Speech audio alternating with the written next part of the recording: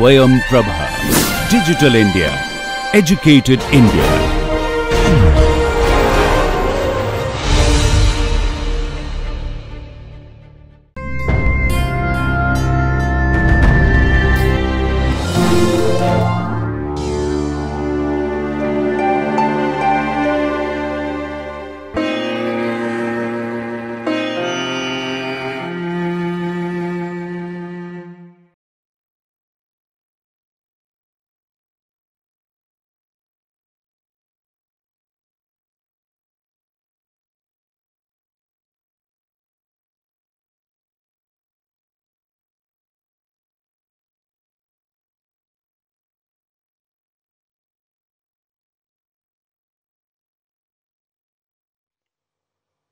Welcome, welcome, dear students, dear faculty members. In our series of lectures on production technologies, we were discussing the packaging technology. Today, we are going to discuss some important aspects of packaging technology, beginning from labeling to the official requirement and stability aspects of uh, packaging material in pharmaceutical packaging technology. So let's start our lecture, our discussion on packaging technology. After going through this lecture, you will be able to understand what is called effective labeling, types of labeling, and legal and official aspects of pharmaceutical packaging, as well as the stability aspects of pharmaceutical packaging, which will be covered in the heads labeling, legal requirements, official guidelines, and the stability aspects of packaging materials. We know that label is one of the vital component or vital part of a pharmaceutical dosage form. It provides the information. The information which appears on a bottle or the package of a pharmaceutical package or any package rather is called label. The information about drugs quality, efficacy, and its safety. The term labeling designates all labels and other written, printed, or graphic matter upon or in any package or wrapper in which it is enclosed. So all the information in any form, in a dosage form, is are there in the label. The label states what kind of information label provides: name of preparation, percentage content of drug of a liquid preparation, the volume of reconstitution in case of injectables of dry powders, the route of administration, storage conditions, expiry date, and the name of manufacturer or distributor.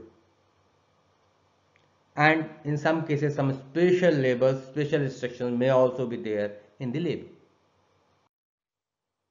What are the types of labels in a package? Various materials are used for labeling, such as paper, foil, and fabrics. It is also possible to to print directly on a bottle or other containers by means of any screen like silk screen or hot transfer process. Uh, but economy decides this choice. The labels may be paper, foil, transfer or sleeve. There are four kinds of labels: paper labeling, foil labels, transfer labels and sleeve labels. So let us discuss them one by one. Paper labeling. Most of the labels are printed on the paper itself. The most economical method it is, and irrespective of the quantities, in all quantities it is always economical.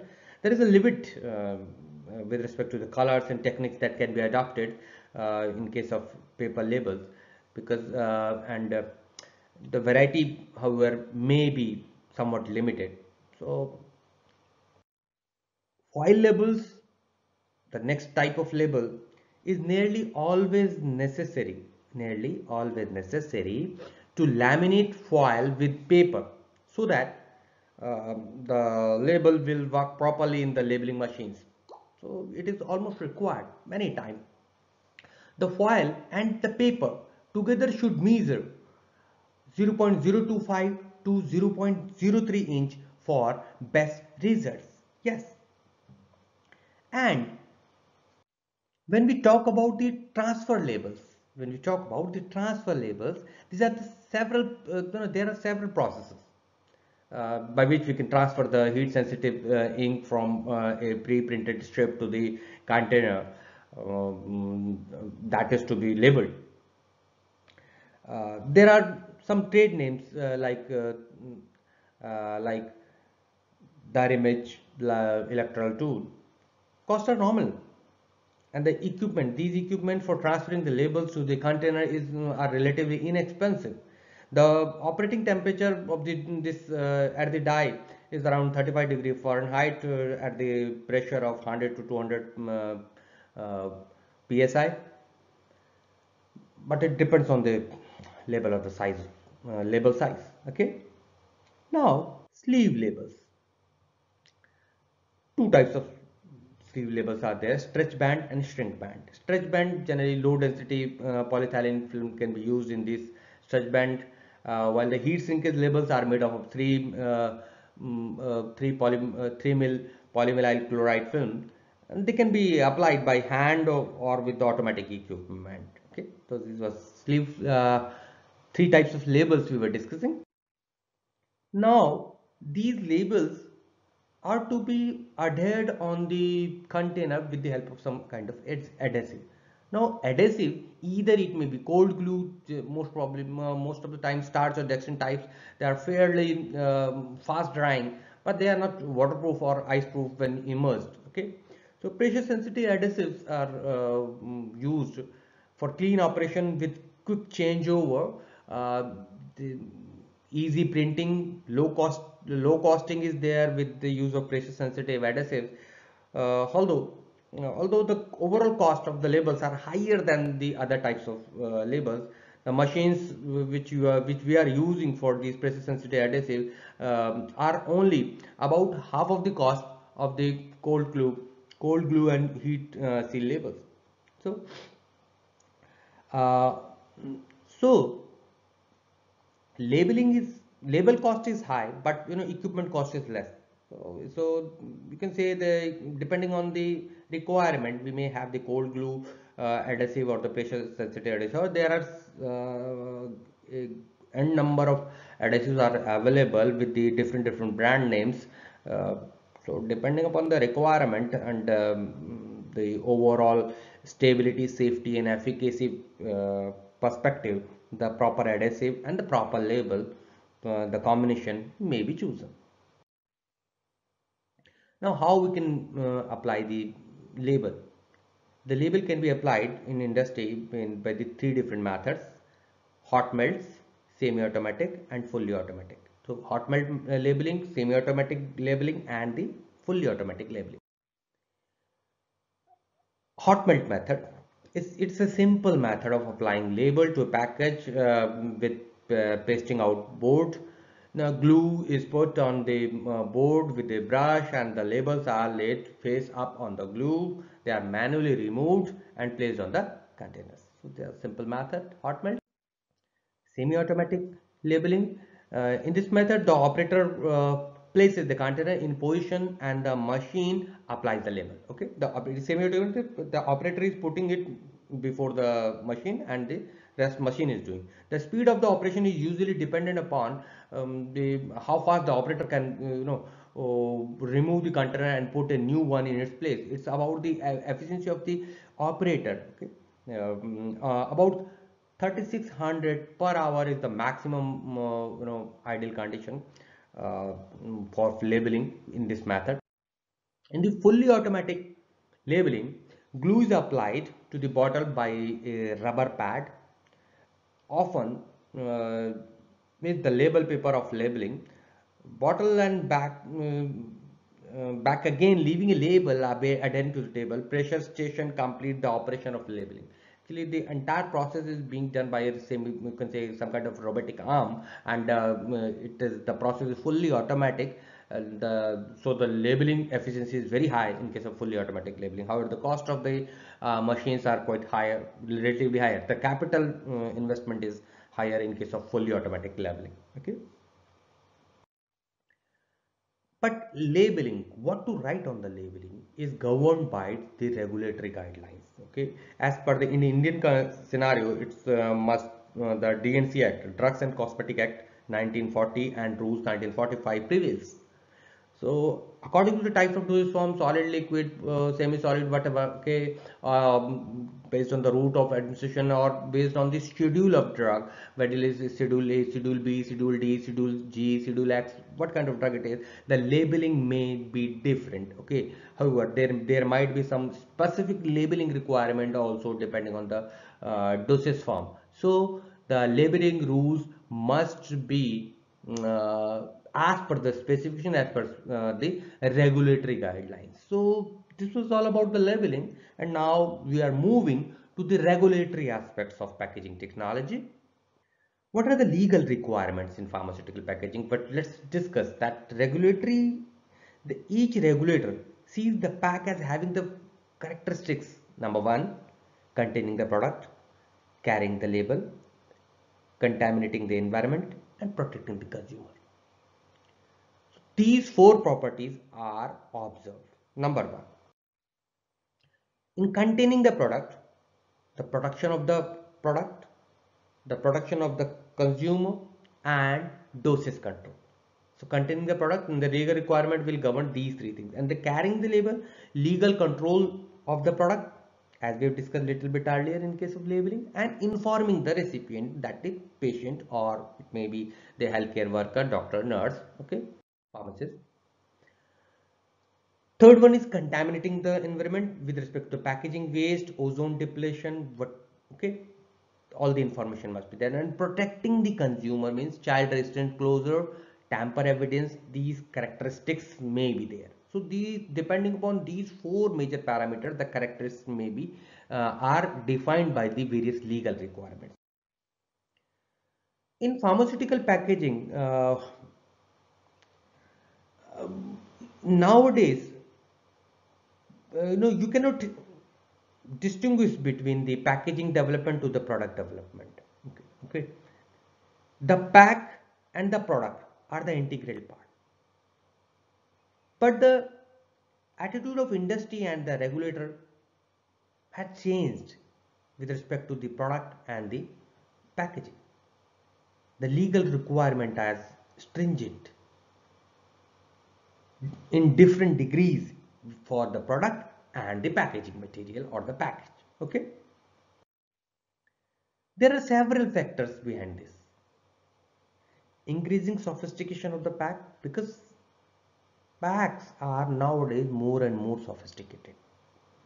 Increasing sophistication of the product is being sophisticated. It is developed as more sophisticated one as compared to the previous years. Incorporating a device into the pack, device into the device, cost of the development. So these are the four major factors. Now let's see the very first factor. Now the selection of the right packaging material is always a question mark for us. How we are increasing sophistication of the pack? Using glass over the plastic packaging. Okay, glass is preferable. Why? Because it is inert in nature. Plastics tend to interact with product and destabilize the formulation. So as we are increasing the sophistication, we are moving towards the glass in the pharma, because this inertness is utmost important with respect to stability and efficacy. Then when we call about the increasing sophistication of the product to develop a new drug and improving the existing formulation and changing in the packaging or the innovative packaging, these are the three major alternative methods by which we can increase the sophistication. We are increasing the sophistication of the product, and the most reliable method to improve the stability of the product is the changing in the packaging, or we are innovative packaging. We are moving for the innovative packaging.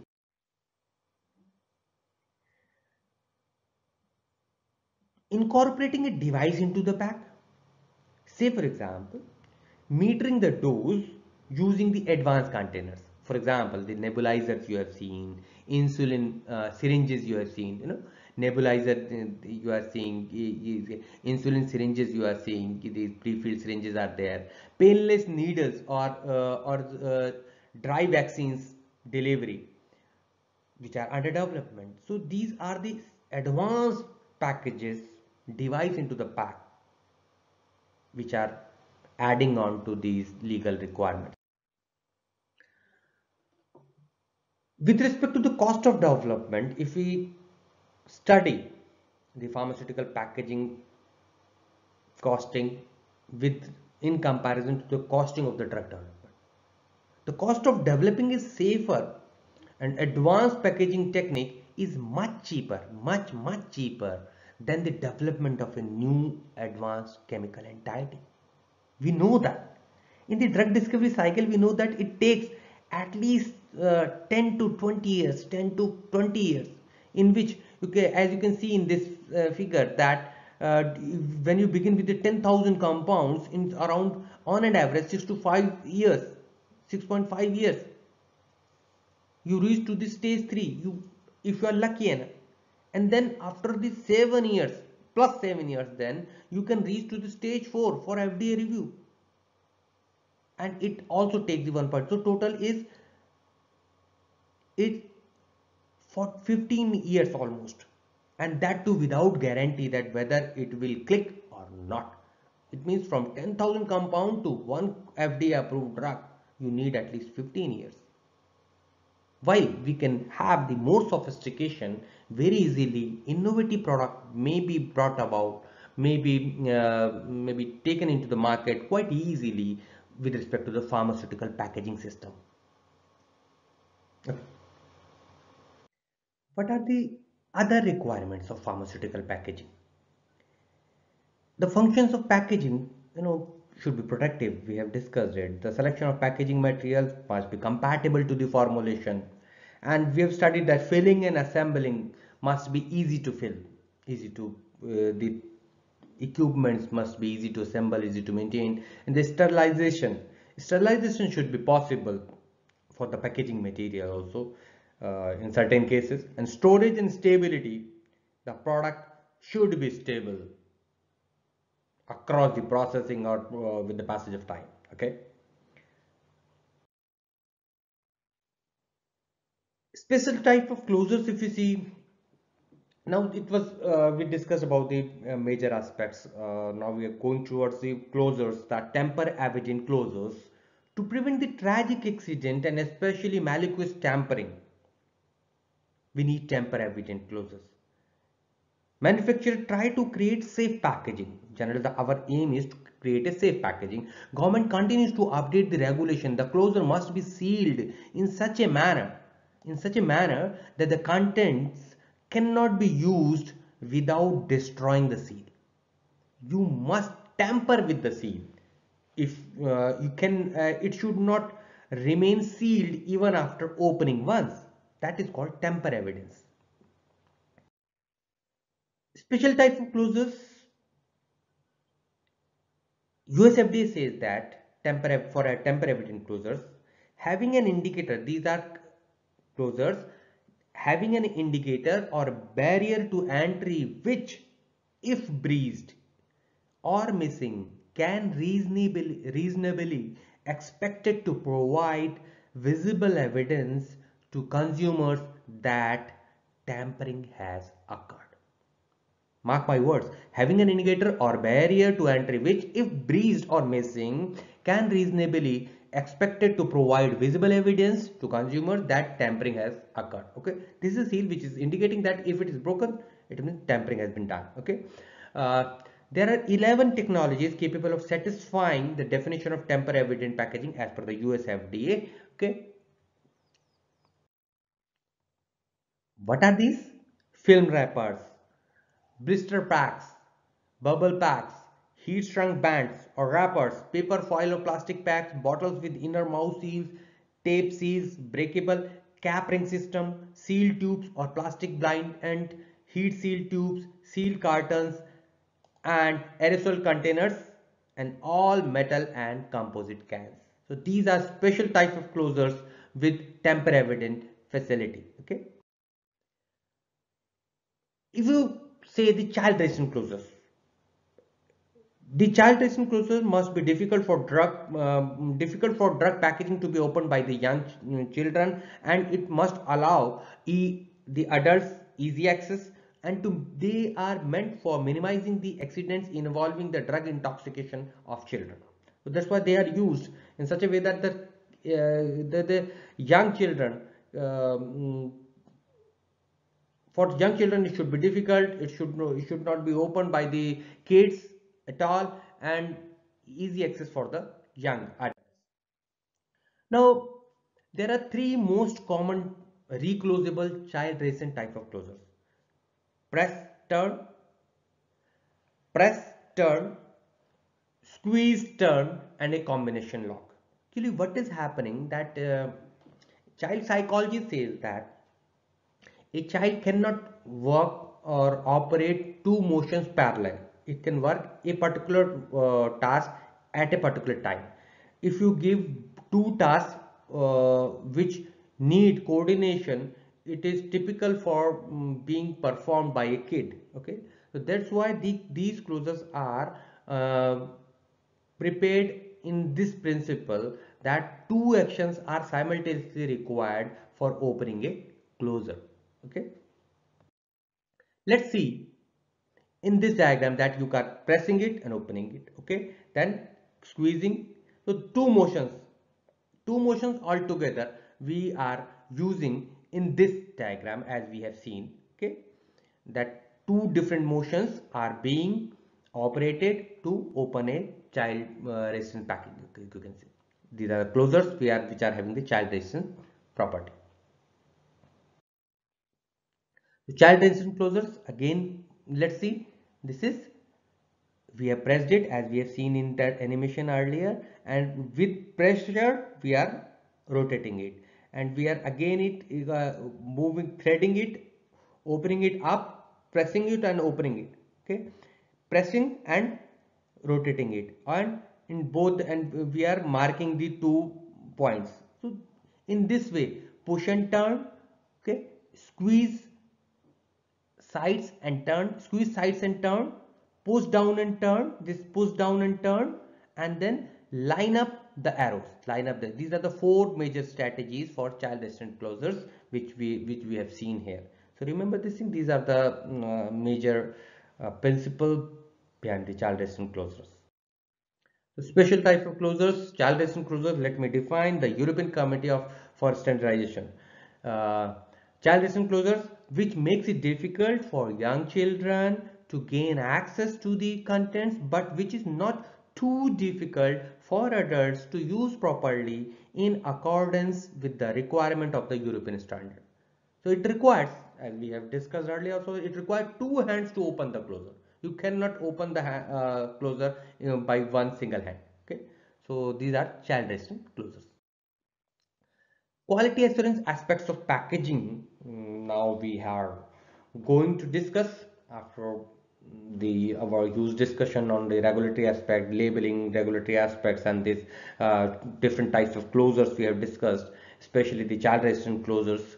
And please do remember that, please do note that in which CFR, Code of Federal Regulation, FDA, child resistant packaging has been discussed. Please do your homework. Do your homework regarding the labeling also. Okay. Anyway, we are moving ahead with the QC aspect or quality assurance aspects.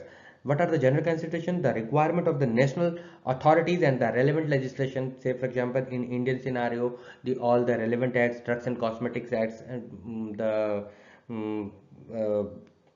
guidelines must be followed with respect to the product, the production process, the manufacturer's internal policies with respect to safety, marketing, etc. The packaging processes and equipment need validation and qualification. What is validation? Validation is it is the that whether the process or the product is performing in the same manner in which it is purports to do. That is called validation. Okay, it is checking or assuring. It is a part of QA. Okay, and validation of facilities, service and equipment is qualification. Okay, so FSC, validation of FSC, facility, service and equipment is qualification. Remember these two definitions, very important definition, validation and qualification, and where several qualifications are there: IQ, OQ, PQ, installation qualification, operational qualification, performance qualification. Okay, please do remember the definitions of all these things, especially when you are reading with respect to the GMP and the validation part. Okay. Now, protection of the environment with respect to packaging waste, if we are discussing, a very small percentage of waste is contributed by the packaging waste, but its disposal can cause problems for the environment. There are two categories, uncontaminated waste and contaminated waste, when we are talking about the pharmaceutical waste. Okay, uncontaminated waste are which are not associated with the blood and all that. Okay, contaminated which are contaminated with the blood. So we must have a specific strategy for dealing with different kind of biological and non-biological products, non-biological waste products, and disposition must be followed as per the guidelines. Say for example, if we go for the packaging waste methods of disposal of uncontaminated packaging with the material which is of paper and cardboard, is recycling is very good. In case of landfill, okay, you can do it. Incineration, you can do it, no issue. But for plastics, recycling is not much that much possible. Landfill is also not recommended. Not recommended. Incineration is highly recommended. For glass, recycling is highly recommended, again +3 sign we are seeing. And for landfill, it is not it is recommended. Okay, and not applicable in incineration. And in the case of rubber, it is not recommended. It may be acceptable, you can say it is acceptable, but not highly recommended. Landfill is may be recommended, and incineration is highly recommended in case of rubber. So rubber highly recommended. For rubber, it is highly recommendation is there. And for paper, recycling is highly recommended. For plastics, highly recommended is incineration. For metal, recycling is obviously the highly recommended thing for waste disposable. So depending on this standard table, we can go for disposition of the waste. With respect to this reducing packaging, effort should be made to reduce the volume and weight of packaging material and to eliminate packaging which is not essential for the production of the contents of medicinal products. Use only the utmost required volume and size for packaging. Don't unnecessarily increase the component and the size for packaging. So this is called reducing packaging strategies for waste management. Salvaging and recycling packaging. The use of environmental friendly packaging needs to be considered. For example, recyclable or degradable packaging may be adopted. However, materials that have been in contact with toxic or highly potent drugs require the special consideration in case of when we are talking about the waste policies. When we are talking about the eliminating and incinerating packaging, some plastic material cannot be recycled, we know it very well, and are therefore incinerated. The burning of PVC, that polyvinyl chloride, is controversial since if combustion is not possible, it causes a potential increase in the levels of dioxin in the environment. That's why in some cases it is required to be burned. Stability aspects of packaging. The purpose of stability testing, why we are doing the stability testing, to provide the evidence that how the quality of packaging material varies with time under the influence of a variety of environmental conditions such as temperature, humidity, light, and to establish the shelf life of the pharmaceutical packaging, we conduct the stability testings to determine the storage condition conduct the stability testing. Stability, the in-use stability should be conducted on the dosage form packaged in the container closure system proposed for marketing. So we conduct the same in the same container which is proposed for marketing. Ultimate proof of sustainability of the container closure system and the packaging system process established by the full shelf life stability studies. Stability testing of pharmaceutical product is a complex set of procedures. It involves considerable cost, time, consumption and scientific expertise. Whether you do the stability study of contact dosage form or the packaging material, it is an entire science, okay, and a different domain in which you must have good expertise. The most important steps during the development stage include the pharmaceutical analysis and stability studies that are required to determine, as your number one, identity, potency and purity of the ingredient as well as those of the formulated products. Stability testing is termed as complex process because of involvement of variety of factors influencing the stability of pharmaceutical product. What are these factors? Stability of the active ingredient, interaction between the active ingredient and excipients, manufacturing process, types of dosage form, container closure used for packaging, their interaction between the package and the product. Okay? The various aspects are there. Light, heat and moisture conditions encountered during the shipment, storage and handling. Stability testing is a routine procedure, performed on drug substances and products at various stages of the product development. In early stages, accelerated stability studies at relatively high temperature and or humidity is used in early stages. We plan the accelerated stability testing. What is stability aspect of packaging? What we do, we test under the less rigorous condition, those recommended for long-term shelf storage at slightly elevated temperature, and it is used to determine a product shelf life and expiration dates. Okay, so what we can do, that we aim to provide reasonable assurance in stability study. We aim to provide reasonable assurance that the product will remain at an acceptable level of fitness or quality throughout the period during which they are in the marketplace available for supply to the patients, and will be fit for their consumption until the patient uses the last unit of the product. So what we are doing in the accelerated stability studies, we are assuring that from production date to the final date up to the expiration date, or from period after opening to the expiration dates, it should be of good quality. What we do, we give some stress with respect to the thermal stress. It may be humidity stress. It means higher conditions of temperature, humidity, okay, pressure. We give and see the performance of that package system, and then extrapolate it in the normal temperatures, and then calculate the shelf life. And this we have studied by various methods of stability aspects in undergrads also.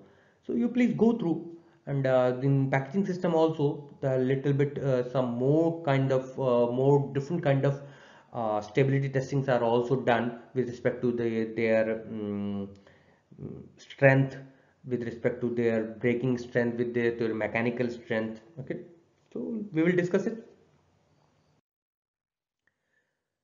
So stability aspect of packaging. The protocol of stability testing is a prerequisite for starting stability testing and is necessarily a written document that describes the key components of a regulated and well-controlled stability study.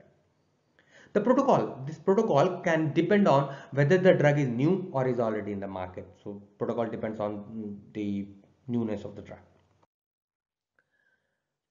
As far as the stability and these guidelines are concerned, there comes a picture of ICH, International Conference on Harmonization, ICH.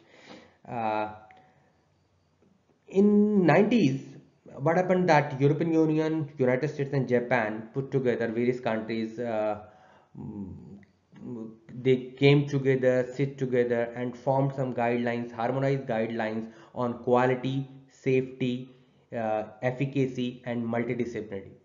These QSEM guidelines were prepared by this organization, and this ICH topics are covered in these four categories, and ICH codes are assigned according to these categories. These quality guidelines, safety guidelines, efficacy guidelines and multidisciplinary guidelines. Okay, and stability is one of the criteria in which harmonization is expected. Now, why we are calling about the harmonization? Why we are talking about the harmonization? Harmonization of production, harmonization of storage, harmonization of stability, and harmonization of all other aspects, conditions of all other aspects. What we are doing, that we are producing in India and trying to market it in America or Europe. So we must have the harmonized conditions of stability, storage, production, so that our product is fit for global use. So every industry is global. So production here, we are exporting there. It is so it's better to have the harmonized guideline for for a set of tests, for set of conditions, and that's the work ICH has done. So please go through. The ICH has different guidelines with respect to the stability, various stability guidelines for various different kinds of products. Okay, these guidelines are freely available in the internet, and you can go through the ICH. You just type the ICH guidelines and you will get these guidelines very easily. So it increases the cost effectiveness and overall productivity of the pharma industry, so that when we are aiming for globalization of our products or global business of our product, we must be ready with the quality standards which are accepted globally. Okay, and this is provided by the ICH. So the stability aspect of packaging, when we are talking, the testing conditions is based on inherent stability of the compound, the type of dosage form, the proposed container closure system. The protocol, the ICH protocol depends on the types of drug substances of the product. The protocol should also reflect the regions where the product is proposed to be marketed. You know, ICH has divided in zone 1, zone 2, zone 3, zone 4. You can refer the ICH guidelines depending on the climatic zones. The conditions have been, classified. Okay, the countries have been classified into different climatic zones. So please go through those ICS guidelines also. Now we are going to discuss some of the specific stability aspects of packaging materials which are generally tested, though they are not as such official one, but yes, may commonly they are practiced. That number one is compression strength testing. It means, as the name suggests, packages behave differently when exposed. They are exposed to the different compressive forces. It uses testing. What we are doing, that we are applying the compressive forces to packages and products. Okay, it provides a comprehensive report with data on the strength of a package. Okay, when specimen is being compressed, and its durability is noted. That is called compression strength testing. Distribution simulation technique testing. Packages, all the packages experience different level of stress at the when they are being transshipped. Many different forces are there in the shipping and distribution process. So in this method, the ability of the package to withstand the distribution and storage environment is noted, and they are tabulated or they are recorded in such a way that they can be of ready reference utilizing them as a quality control for the stability of the packaging material. Then package strength testing. Package strength testing is conducted to measure and ensure that the components of package will not separate when specific forces are applied. The testing of a flexible components such as pouches, seal, peel or burst testing are methods used to provide the package strength. So we can see that whether that if a pouch is there, whether it at which strength it will be burst, it is going to burst, at which strength it is going to be broken. So we can see the package strength testing as a stability testing. Now package integrity test, the which as the name suggests, it shows that how much integrity at which time, the point at which the integrity is lost. It uses the establishment test to test the integrity of a pharmaceutical package. Such tests include the dye leak, visual inspection, vacuum leak, and bubble leak testing. We can use to for checking the integrity and capabilities of the package. So there may be so many experiments depending upon the nature of the package and depending on the fate or the probable transshipment environment, the testing may be done. These are some of the references for you. Please do go ahead with the various packaging techniques. Books are there. Ultimate books are also there. I'm just giving you the general books. Okay. Now let me summarize you what we have learned in this lecture. Number one is labeling. We learned that labeling is the officially required, legally required section which provides the information. Okay, different set of informations are there from its name, components, concentration, manufacturer name, what is labeling, storage requirements, and whatever the requirement, labeling requirement must be met. Different types of labeling we studied, that how many types of labels are there, what are the methods of applying, what are the adhesives there. Okay, cold glue is there, and pressure sensitive adhesives are there. By which methods, hot melt method or the semi-automatic and fully automatic methods of applying the labels we studied. And we studied that compendial guidelines must be followed for the labeling, for proper labeling and effective labeling. The next thing we studied that packaging method, the packaging innovation and development is one of the best alternative strategy as compared to the developing the new NCE, new chemical entity. Okay, because it is very expensive and very time consuming. So legal and regulatory aspects of package must be followed as per the relevant countries, as per the country's requirement with respect to the drug, package, closure, tamper proofing, etc. And we study the closures with respect to the especially what are the tamper evidence, what is tamper evidence, what is child resistance packaging. Child resistant closures are especially the closures which are opened or closed with the use of two hands, not just by one hand. Okay, because child cannot work by two hands altogether. So three strategies we discussed there. Okay, three different strategies we showed you with the examples. So try to learn the things, and then we covered the waste management policies that must be environment friendly.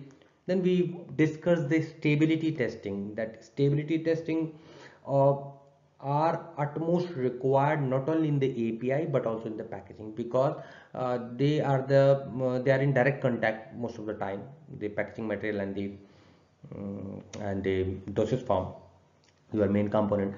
So there must not be interaction in between them. There must not be absorbance or adsorbance of any material, and that's why the stability testing must be chalked out very effectively. Throughout the shelf life, the packaging materials quality must be assured, and the testing protocols must be in good tune with the product, package, region, handling environment, and all other aspects. In between that, I told you two things to remember.